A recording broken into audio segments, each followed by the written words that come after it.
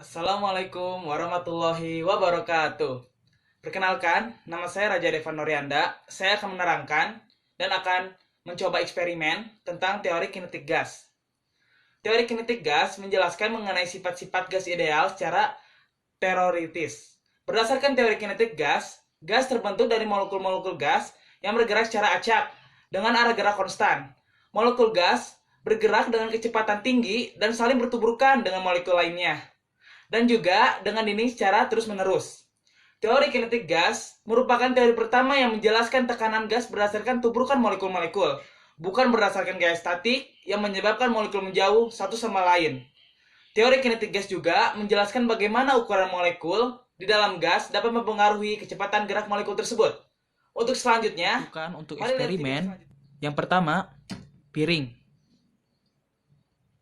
Yang kedua, gelas kaca. Yang ketiga, lilin. Yang keempat, korek gas.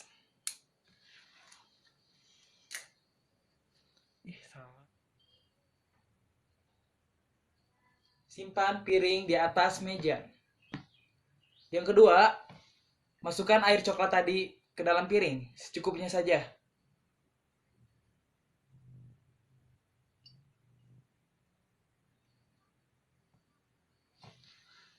Yang ketiga, letakkan lilin.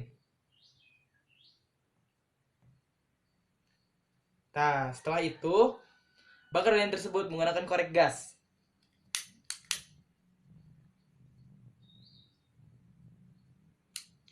Nah, sudah menyala lilinnya. Yang terakhir, lihat ya reaksi air ini. Simpan gelas, masukkan gelas ke dalam lilin tersebut, dan lihat airnya. Air tersebut masuk ke dalam gelas. Nanti saya akan menyampaikan kenapa sih air tersebut bisa masuk ke dalam gelas. Lihat videonya nanti. Dari video sebelumnya, kita bisa menjelaskan. Jadi, ketika gelas dalam posisi akan menutup nyala lilin, maka suhu udara dalam gelas naik secara cepat karena pemanasan oleh nyala lilin yang tepat berada di bawah mulut gelas. Akibatnya, udara dalam gelas memuai sehingga sebagian udara di dalam gelas tersebut mengalir keluar.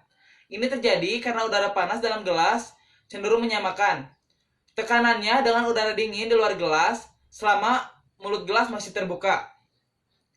Ketika gelas ditutupkan pada nyala lilin, maka nyala lilin akan menyebabkan gas oksigen dan udara di dalam gas berikatan dengan karbon.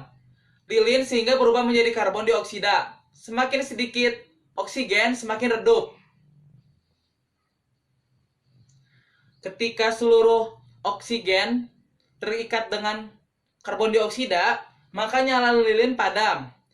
Ketika lilin padam, maka udara dalam gelas akan mendingin kembali dan tekanan udara dalam gelas turun sampai lebih kecil dari tekanan udara di luar gelas. Akibat dari perbedaan tekanan udara di dalam dan di luar gelas ini, maka muncul dorongan dari luar gelas menuju bagian dalam gelas. Dorongan seperti yang dihasilkan itulah yang menyebabkan air terdesak masuk ke dalam gelas. Air dalam gelas cenderung naik melebihi tinggi daripada air di luar gelas, karena udara di dalam gelas perlu menyusut sampai kerapatannya menyamai kerapatan udara di luar gelas. Jadi, perlu diingat bahwa ruang di dalam gelas yang ditinggalkan oleh udara yang mengalir keluar selama proses pemuaian, peristiwa yang sesaat sebelum gelas ditutupkan pada nyala lilin, sekarang perlu ditempati kembali. Yang menempati itu adalah air. Jadi air masuk ke dalam gelas.